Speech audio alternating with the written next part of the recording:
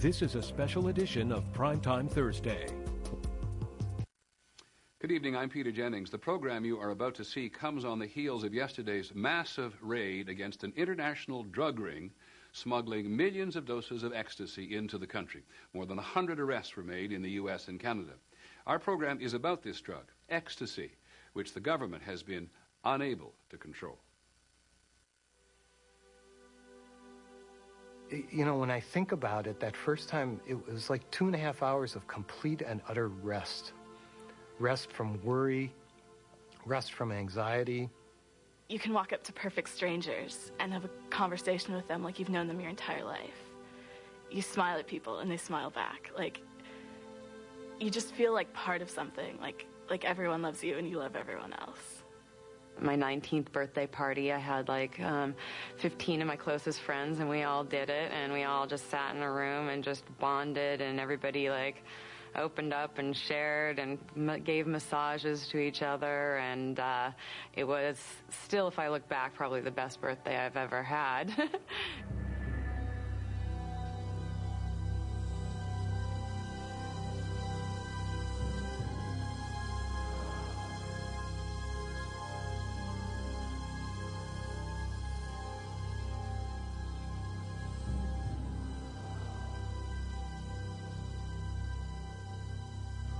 Young people don't just like this drug. They almost love this drug. The experience of it is particularly capturing, which makes it particularly frightening at the same time.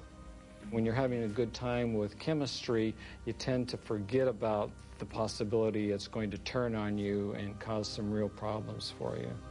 Using ecstasy is much like a game of Russian roulette, in which we put one bullet in the revolver, spin the chamber, and pull the trigger. The law of averages suggests that somebody is going to get a bullet in the brain. A friend had some, and so I tried it because it sounded like it was wonderful, and it was. This was perfect. It was like, split it in half if you want, take the whole thing, pop it in your mouth, zoom, you know? Couldn't have asked for something easier and better.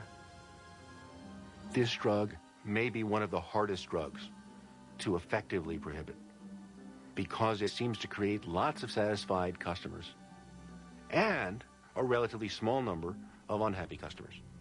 And a drug like that is likely to spread far and wide. It was the most beautiful night in my life. It was the best feeling I've ever felt. The world was never like this before. How could it be this beautiful now? Yes, it changed my life. You just look at everything in the most positive light. It's a great feeling. Having a new major drug arrive on the scene is something that happens every half century or so. This is a major event in drug history. The facts about ecstasy use are astonishing. According to the Drug Enforcement Administration, the DEA, hundreds of millions of ecstasy pills are taken by Americans every year. Nearly 2 million new users are recruited every year. In the 1990s, ecstasy seemed to come out of nowhere to join marijuana, cocaine, and heroin as one of the 4 most widely used illegal drugs in the country. No other drug has ever spread so fast. So how did it happen? After decades of waging a war on drugs, how did ecstasy emerge from total obscurity to become an illicit drug of choice for a generation? That is our story, about a drug that has become a nightmare for the government's drug controllers. Ecstasy came into this world as 3,4-methylene dioxymethamphetamine, or MDMA for short. It didn't exist in nature until chemists working for the German pharmaceutical company Merck synthesized it by accident in their laboratories in 1912. No use for the new molecule was discovered, and MDMA remained little more than a formula on faded paper for more than 60 years.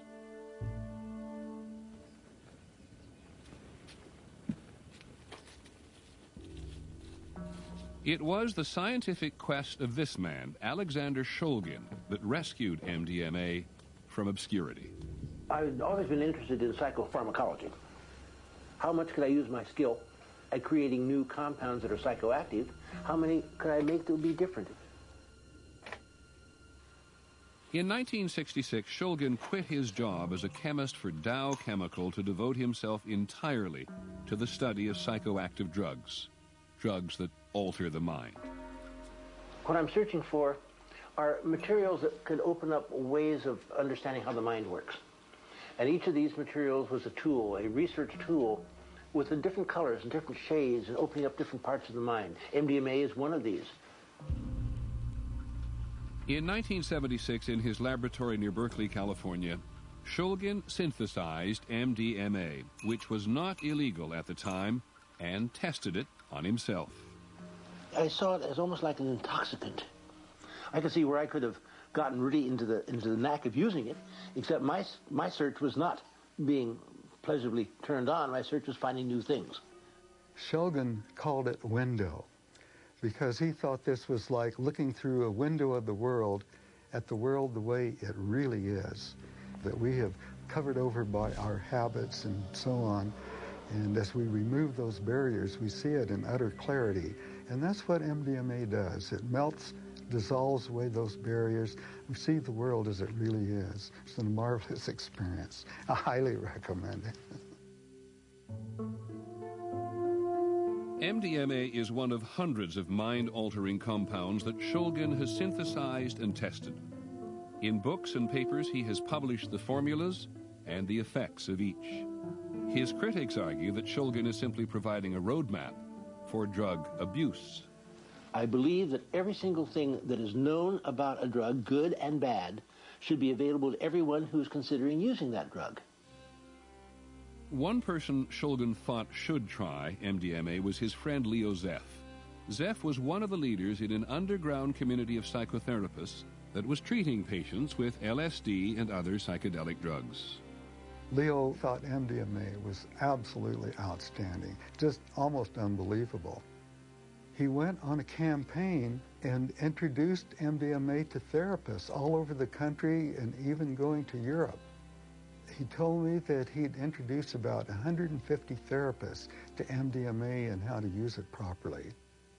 Dr. Leo Zeff, he introduced me to it, and I was immediately impressed, as he was and many others were, by its usefulness. The very fact that it doesn't change ordinary perception very much, but changes the feeling tone, the feeling quality, and reduces fear, thereby allowing you to look at, in a kind of impartial way, things that are normally just too anxiety-provoking to look at. In 1983, Kathy Tam was raped and tortured in a park in Northern California. Her attacker was never caught. I just felt broken into just 1,000 pieces. I felt like shattered glass. It was very difficult to carry on in a normal way because I was afraid of my own shadow. Everything frightened me. What I was thinking was that I didn't have my wife with me. I was worried that we were going to lose her forever, that she was not going to come back to normal. It was a pretty scary time. We had 2 little kids. She was not functioning on a normal basis. I had been in therapy and had been blocked by how much I didn't remember. I mean, I had a lot of support from my husband and friends and in therapy, but I needed something more. A friend referred Kathy Tam to a psychotherapist who was giving MDMA to patients suffering from post-traumatic stress disorder. By taking the MDMA, it's like my mind allowed me to grapple with and remember the pieces that I couldn't or wouldn't allow myself to remember. Over a period of time, she was able to get back in touch with the kids and be with them and be a loving mother again. I'm certain that wouldn't have happened without the MDMA. Without that, I can't tell you where I'd be. I'd probably still be back there, hiding out in my house. The people who were traumatized, could look at the situation that traumatized them, like the woman who was raped or assaulted, could look at the situation and surround the whole memory of it with this sort of empathic frame that allowed her then to lower the defenses and allowed her to see exactly what had happened, which had been blocked. By the late 1970s, the circle of people who had tried Alexander Shulgin's compound was growing. word about MDMA had spread well beyond the psychotherapy community. When I first heard about the wide popular usage of MDMA under the name of ecstasy, I was quite saddened, because I was convinced from what I had seen that it was going to could have a marvelous role in medical use. And this broadcast popular usage would inevitably lead to its removal from availability. And indeed, that is what did happen.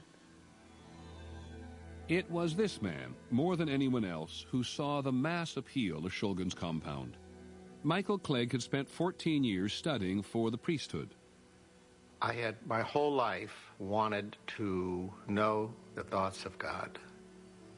When I had my first experience with ecstasy, it was like, Moses on the mountain with the revelation. Clegg became an evangelist for MDMA, and it was Clegg who rechristened it Ecstasy. I think I had 3 callings in my life. One was to the priesthood, one was falling in love with my wife and to get married, and this was the 3rd one. My mission was to get ecstasy to the whole world. We would invite friends over to our house in Dallas, and we would say, we're going to share a substance with you that you've never heard about, but if you trust us, you'll take this. Their lives were totally touched. They walked out of there wanting to share it with their friends. And share they did. Almost overnight, Clegg's ecstasy would be all over Dallas. Michael Clegg was about to become Ecstasy's first millionaire. In the early 1980s, Dallas, Texas was ecstasy country. Michael Clegg saw to that. We just gave it away. We gave it away for years. We never charged for it. And then it started getting prohibitively expensive. I couldn't afford to just give it away. So we started selling it, and the race was on. And there was plenty of money to chase in Dallas. Oil money, real estate money, technology money. It was a boom town, and ecstasy was there to fuel the party. It was like an atom bomb exploded with this thing. It just overnight, in a matter of a year, people were talking about it everywhere. Clegg was manufacturing ecstasy in California and flooding Dallas with nearly 500,000 pills a month. It was perfectly legal. When I first got here, instead of my focus being on what I considered the priority drugs, heroin and cocaine, I started getting all these calls on ecstasy, MDMA. It was not illegal, and it was being sold at nightclubs, very popular here in Dallas. Ecstasy was popular with everyone from housewives to urban cowboys.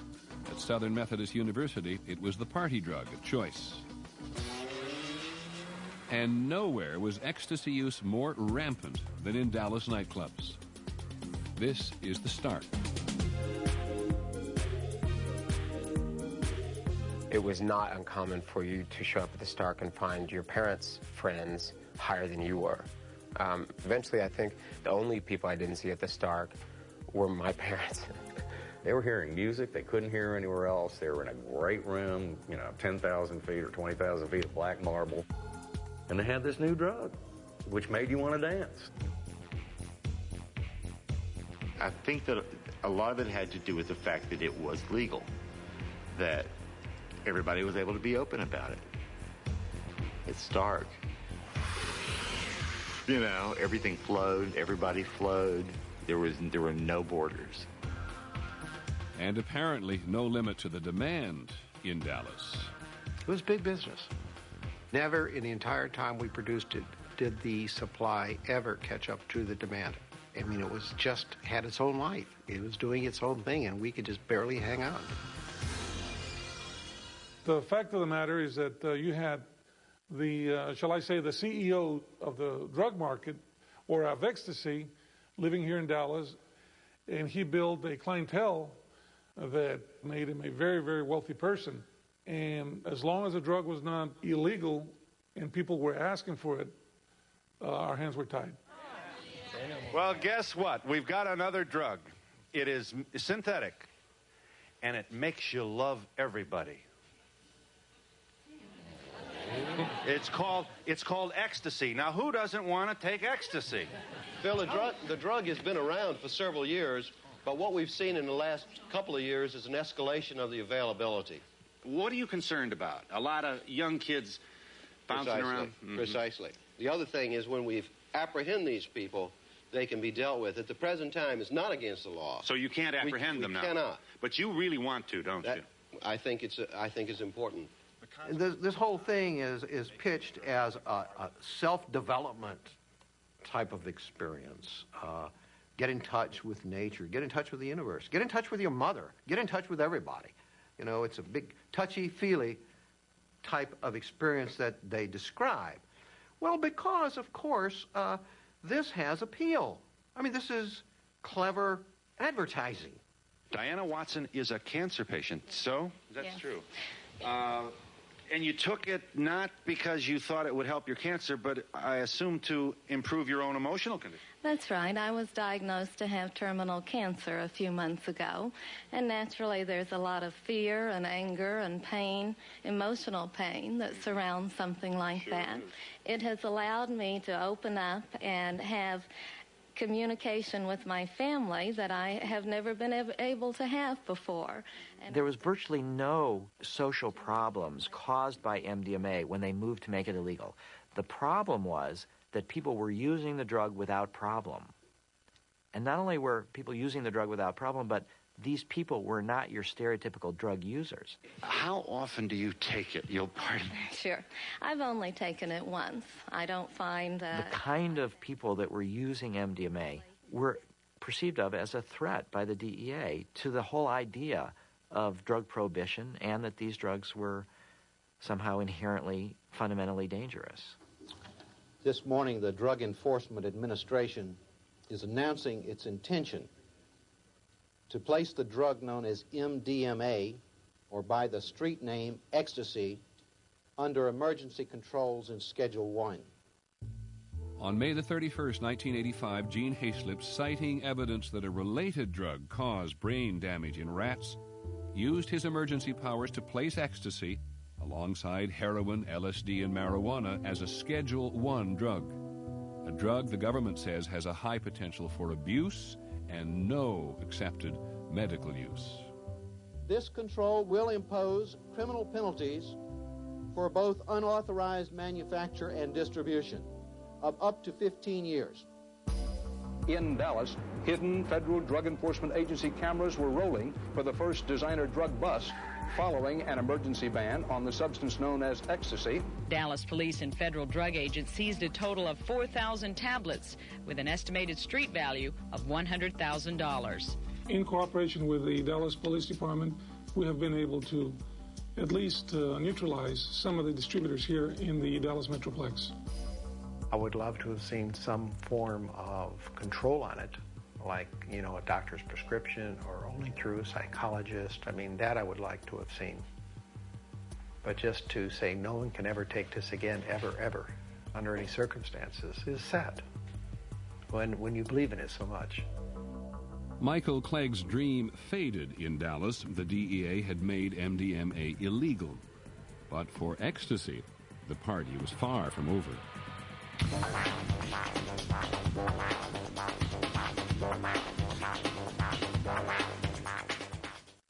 The Reagans address the nation.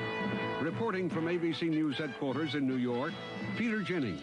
Good evening. The President and Mrs. Reagan are just about to make what they regard as a very important speech to the nation. The subject is illegal drugs in the USA. It is Mrs. Reagan's interest in drugs which has helped fire up the President. Good evening. Usually I talk with you from my office in the West Wing of the White House, but tonight... In 1986, a year after ecstasy was made illegal, the government mounted a new anti-drug initiative. I will announce tomorrow a series of new proposals for a drug-free America. No effort of its kind had ever been introduced with more fanfare than the Reagan administration's Just Say No campaign. So open your eyes to life, to see it in the vivid colors that God gave us as a precious gift to his children, to enjoy life to the fullest and to make it count. Say yes to your life, and when it comes to drugs and alcohol, just say no. No event displays the failure of Just Say No more than a rave. This was a youth culture that was 50% based on music and 50% based on a drug, period. I'm 30. I'm part of this generation who have grown up with Just Say No and Nancy Reagan and all the rest of it. I mean, Just Say No, it just seemed like a joke by the time Ecstasy got on the scene. Rave was driven by a new kind of electronic dance music, moving at 140 beats per minute. When you take music that is a new frontier and you add ecstasy to the equation, it was limitless.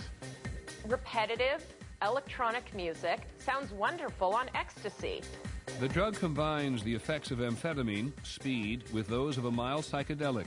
You can dance all night and your sensory perceptions are tuned way up. Anybody who's done Ecstasy knows music is tremendously enhanced. It's a sensory enhancer, and we're all about sensory experiences these days. There are definitely those moments at raves where everyone's out on the dance floor and everyone's just feeling the music, and it's like it goes, and then it's there and everyone's feeling it and you're all united and you feel it with everyone else, and it's just amazing. This is Frankie Bones. He's a New Yorker who's often called America's godfather of rave. In the late 1980s, he was producing dance records that had caught on with young people in Britain.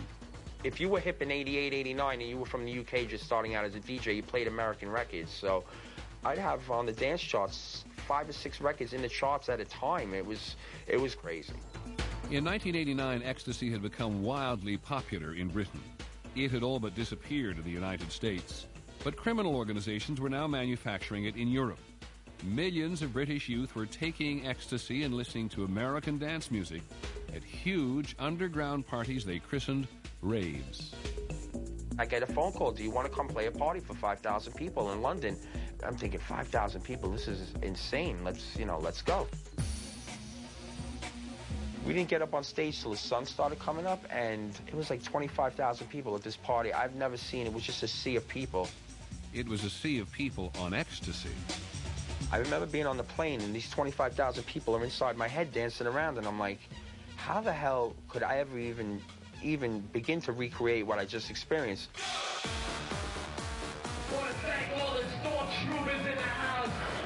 But he did recreate them in warehouses and empty buildings in the outer boroughs of New York City. He called them storm raves. We never did 25,000 people, but when I did a 5,000 person party, it was the most underground event that the East Coast of America ever saw. Rave kind of started in the East with people like Frankie Bones, and it started in the West in San Francisco, and then it kind of moved closer and closer and closer to the middle. By about 1993, you pretty much had a rave scene in almost every state in the U.S. Which meant that ecstasy, most of it smuggled in from Europe, was soon in every state.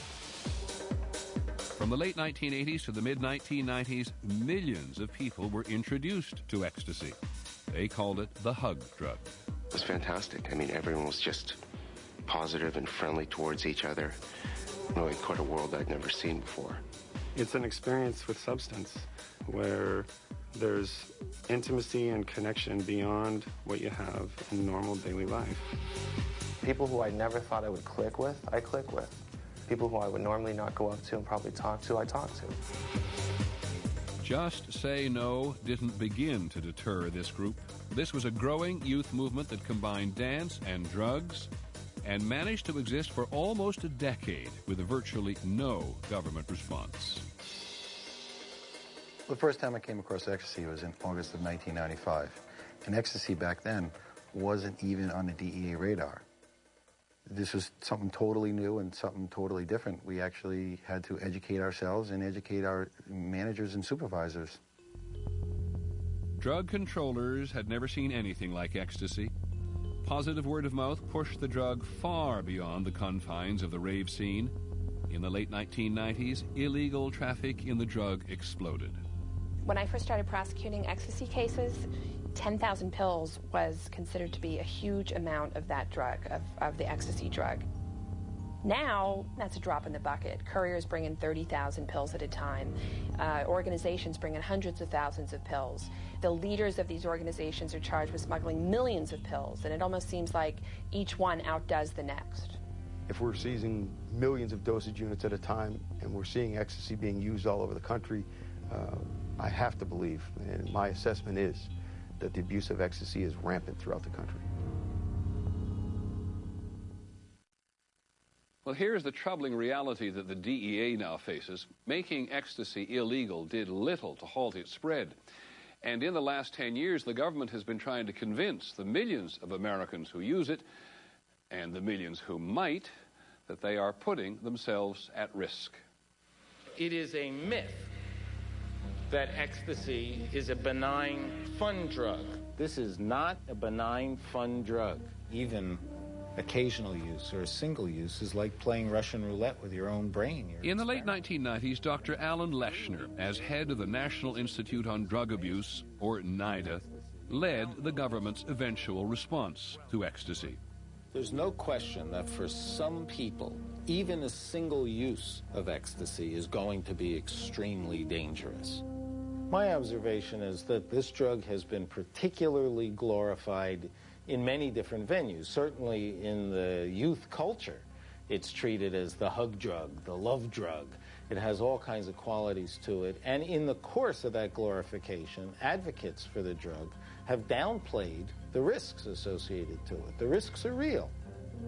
This postcard was the government's opening salvo in its war against ecstasy, Your Brain After Ecstasy. According to NIDA, the image on the left is a healthy brain, while the brain on the right, which appears dull and full of holes, is said to be showing the effects of ecstasy on serotonin, a brain chemical that regulates mood and sleep and appetite. I did the Brain on Ecstasy campaign. I believed that if you could show young people a concrete example of something that substance does to a critical organ in your body, that they would then do the cost-benefit analysis in a more sophisticated way, and they might decide not to try this drug or not to use the drug repeatedly.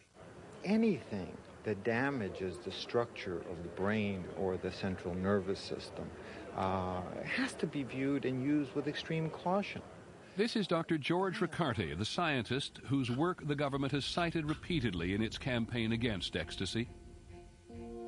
In 1998, he published the first study to claim that ecstasy causes brain damage in humans. This research was the source of the brain images on the NIDA postcard. Dr. Ricarte's study, paid for by the government and conducted at Johns Hopkins University, suggested that ecstasy users risk losing up to 85% of their brain's serotonin function. 4 years later, Ricarte published another study paid for by the government. This time he claimed that humans could develop Parkinson's disease from what his study called one common recreational dose of ecstasy, the amount that ravers were thought to consume during one night of dancing. The government's headline, based almost entirely on the work of Dr. Ricarte, was chilling. Ecstasy users risk catastrophic brain damage. It's a psychoactive substance and, just for lack of a better term, turns your brain into Swiss cheese, cuts holes in it, does permanent brain damage, and it's irreversible from the very first time. So the great fear is that we could have a generation of people that have abused this drug that appear to be stroke victims and can't even care for themselves by the time they reach their 40th or 50th birthday. I don't think there's any doubt that some people have been scared away from MDMA use by what they've been told. They saw that picture of holes in the brain and they said, okay, not my brain. So I think that the, if you will, the propaganda effort has had its impact. It competes rather poorly, though, with word of mouth. Particularly, again, when there are old users out there saying, no, not as far as I could tell. I've taken MDMA 100 times. Over the last 20 years, I feel fine. There are millions of people who have taken MDMA and don't obviously look brain damaged. Somehow in our culture, we've developed this belief in science so much so that we ignore the evidence in front of our own eyes. When I read some of the stuff that's printed by the government these days about ecstasy, I just laugh. I just break up laughing. I mean, you know, I've read that one pill can cause Parkinson's disease and things like this, and it's like, wow, I know thousands of people that have taken thousands of them, and I don't know anybody who had Parkinson's disease. In 2002, a prestigious British journal, The New Scientist, challenged the U.S. government's position on ecstasy. The magazine had leading independent scientists look at the evidence and answer the question, does MDMA harm brain cells? The journal concluded, the jury is still out. So you can see the front of the brain, the back of the brain. Dr. Stephen Kish is one of the world's leading researchers studying the chemistry of the brain, and he is one of the few scientists willing to openly criticize the government's claims about ecstasy and brain damage. He is especially critical of the NIDA postcard and the science behind it. The problem with these index cards given to young people by NIDA is that the brain scan pictures in the ecstasy users looked like there were actually holes, large holes in the brain, and that's just not true. But I think for me the main problem with the index cards is that it was based on faulty data, the faulty data from Ricarte's 1998 study. Dr. Ricarte said in this first study that the serotonin reduction could be from 50 to 85% in the subjects he examined. Do you believe that to be an accurate assessment? No, I don't.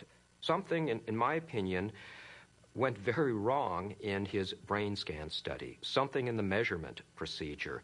And I think many other scientists would draw no conclusions whatsoever from his study because his study was simply too flawed. According to Dr. Kish, there were two fundamental problems with the Ricarte serotonin study. First, Dr. Ricarte could not have been certain that his subjects had actually used ecstasy, even on a single occasion, because he never confirmed it by testing samples of their hair. Second, in one group of subjects, Dr. Ricarte found that some brains had about 40 times more serotonin than others. Scientists say such a variation is simply not possible. Dr. Kish and other scientists now point to a German study as the most important one in the field. Published in 2003, it found only a slight 5% loss of serotonin function. And unlike Dr. Ricarte, the German scientists confirmed that their subjects had used ecstasy by testing hair samples. This study, I think, is by far the best study published so far, in terms of the, accuracy of the measurement and the general design and the sample size, which is quite large. Dr. Mark Laruelle studies the effects of illegal drugs on the brain. He is one of the leading brain imaging experts in the world.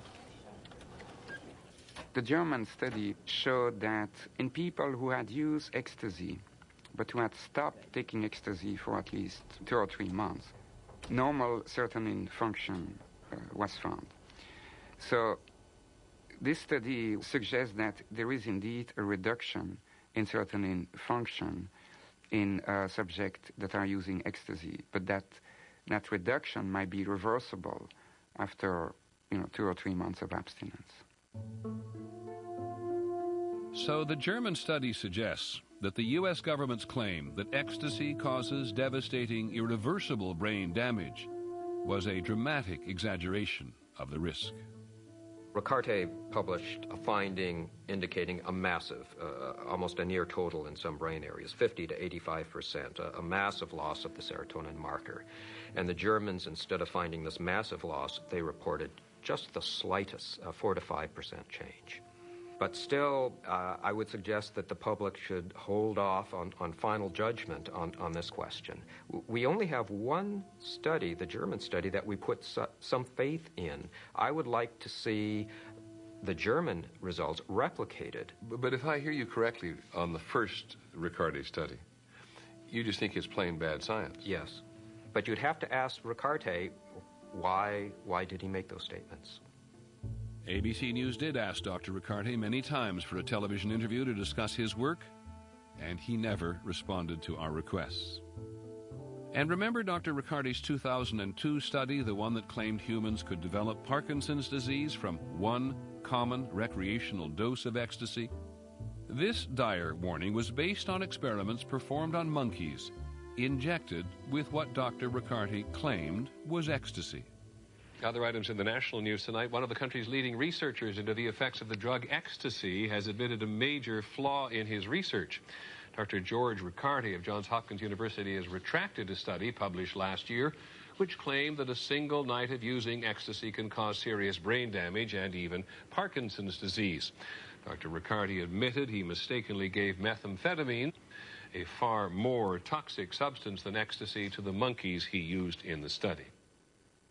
In his retraction letter to the journal Science, Dr. Riccardi blamed his problems on a labeling error by his pharmaceutical supplier, RTI International.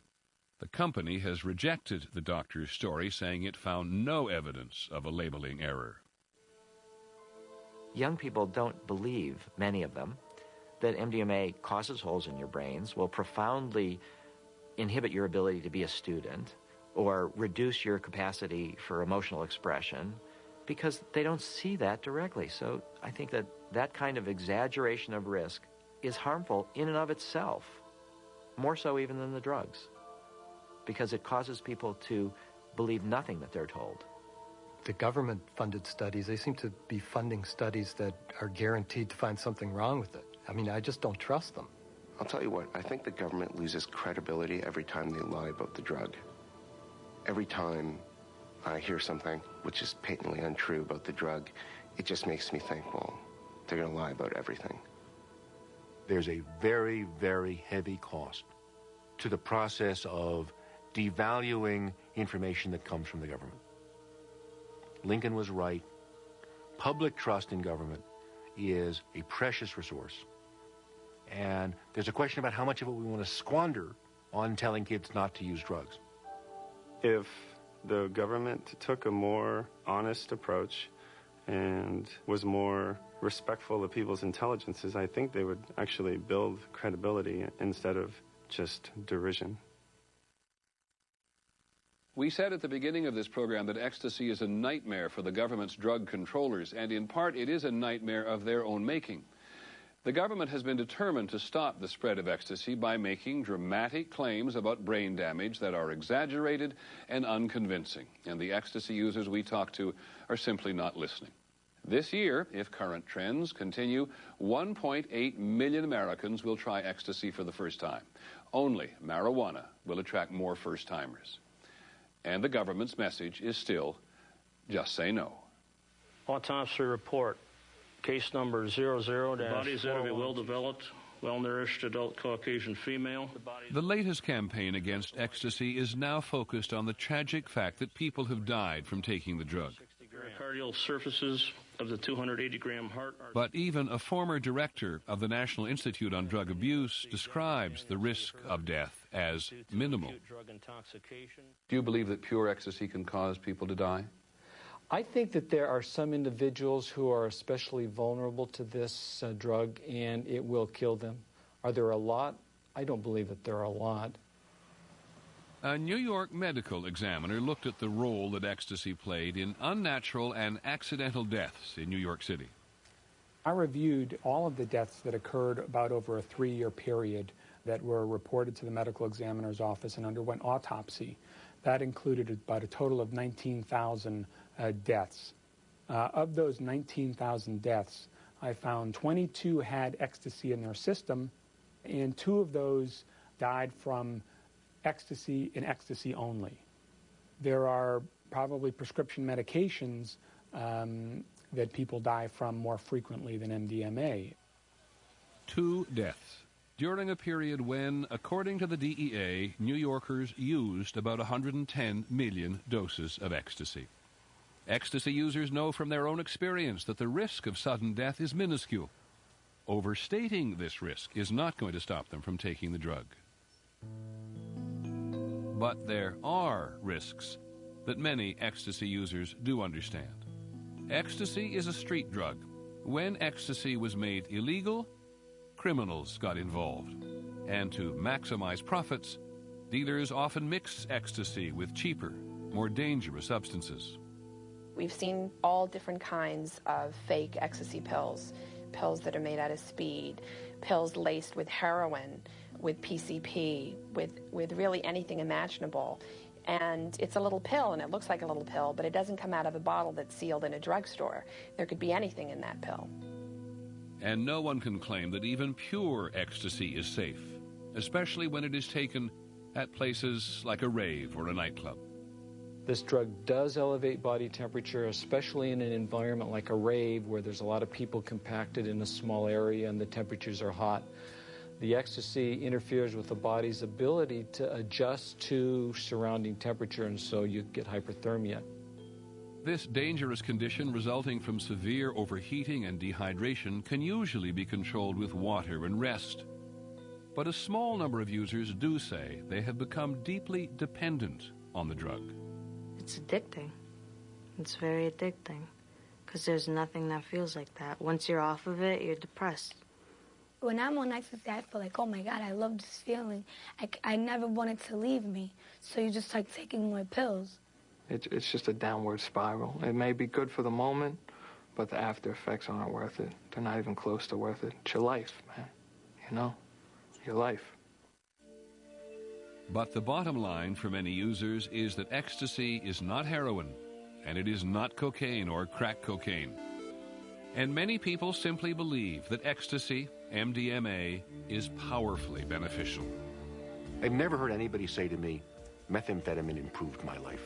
I'm a better person for having used methamphetamine. Same thing with cocaine. I know people who like to use cocaine. Never heard anybody try to claim cocaine is good for me. MDMA, lots of people think that the drug improved their life and continue to think that after they've stopped using it. That's what's astonishing. And uncertain science about brain damage promoted by the government simply cannot compete. But there is still one stark reality at the heart of the ecstasy story. Basically, people using ecstasy now and in the past decade are acting as guinea pigs. Nobody knows exactly what the long-term effects on the brain of using this drug for a prolonged period of time regularly are yet. And the effects, quite frankly, might be devastating. Recent studies may be reassuring to users, but no one can rule out the possibility that the government will one day discover that MDMA, ecstasy, does in fact cause long-term brain damage. The question then, will anyone believe them?